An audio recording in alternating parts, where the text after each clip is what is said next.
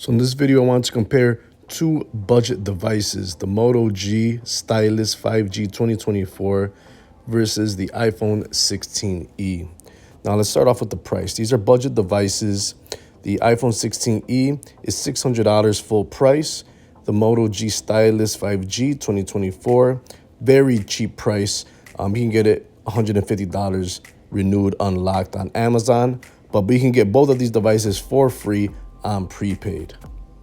So overall size and weight, the Moto G Stylus 5G is a bigger, heavier device, but on the upside, you do have a pretty big screen compared to the iPhone. When it comes to build quality, both of them are very interesting. The Moto G Stylus, it has a very nice feeling rubber fake leather on the back, very grippy. So it's very different, not found on a lot of phones with that leather back, especially for a budget phone. The iPhone 16e has a very premium build quality, glass front, glass back, feels very, very nice. When it comes to cellular, the Moto G Stylus has an advantage. It has a physical SIM card slot and an eSIM, while the 16e is eSIM only. The Motorola is only water repellent, while the 16e is IP68 up to 6 meters for 30 minutes.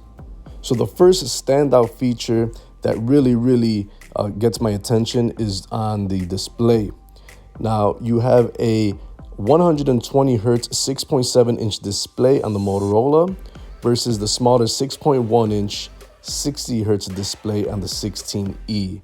That is a big difference. You're getting a bigger, better, faster refresh rate, very fast on the Motorola, while the iPhone 16 has that old school 60 hertz slower refresh rate. It is literally night and day when it comes to how fast these screens are when you're scrolling through them. It's just very fast, and the big advantage on the Motorola. And just in size in general, you're just going to get a bigger canvas with a 6.7 inch display, so better for watching movies and content, especially if you give it to your kids. And the 16e, it's overall, it has a good display, but it's just slower and smaller. When it comes to software, you get a clean pixel-like experience on the Motorola, while the iPhone 16e has the newest software of iOS, and it'll get several years of updates, while the Motorola, it only get 1 year of updates, if that. But for the price, you really can't complain. You're going to get all the apps on both of these devices, so there's no big worry there, especially on budget-free phones. When it comes to the internal chipset and the power, both of these will do the job. The Moto G Stylus has a mid-range Snapdragon 6 Gen 1, and the iPhone 16e has an Apple 18 processor. Basically what that means is that you got a mid-range processor on the Motorola, while you have a high-end flagship processor on the 16e, the same that's found on the $800 and $1,000 iPhone 16 and 16 Pro. But in reality, both of these will load up websites at the same speed. You can play games. Most games, casual games, will run just fine. You won't really notice any real advantage having that flagship processor on the 16e. That's only if you're an intense gamer or doing a lot of editing with videos and pictures. Then the iPhone 16e will be an advantage. But for the price, you really can't complain for either of these devices. And apart from the chipset, both of these have 8 gigs of RAM, which is more than enough for running plenty of apps in the backgrounds. So these are very close in that regard. Both of these also share 128 gigs of storage. Same thing on both. That's a good amount of storage for most everybody. But the advantage goes to the Motorola because it has that expandable micro SD card slot. Big advantage right there. Now when we come to the camera system, the Moto G Stylus has 2 cameras on the back, and the iPhone 16e has a single camera on the back. Both of these will take great pictures and great videos, but you have an advantage on the Moto G Stylus having that ultra-wide camera. Both phones will shoot 4K on the main camera and also 4K on the selfie camera. In general, though, I think you're going to get overall better results slightly from the 16e, but if you're just taking casual pictures on a day-to-day basis for messaging or social media, nothing that requires heavy editing or professional work. Both of these will do the job just fine. A little bonus for the Moto G Stylus: it has a headphone jack, while the 16E does not. We got Bluetooth 5.1 on the Motorola, 5.3 on the 16E. Both have NFC. Another bonus, Moto G Stylus, it has an FM radio when you connect it with some headphones. Both of these are rocking USB Type-C for charging. And now let's talk about unlocking the device and security. The Motorola gets unlocked with a under-the-display fingerprint reader, and the 16E has Face ID. Finally, we come to the battery, and the Motorola has a huge all-day battery life of 5,000 milliamps, while the 16E has a 4,000 milliamp battery, but it also features all-day battery life. But both of these phones are really good with the battery life. You can survive all day with both of these devices. When it comes to charging, the Moto G Stylus has a little bit of an advantage. It has 15-watt wireless charging and 30-watt wired charging.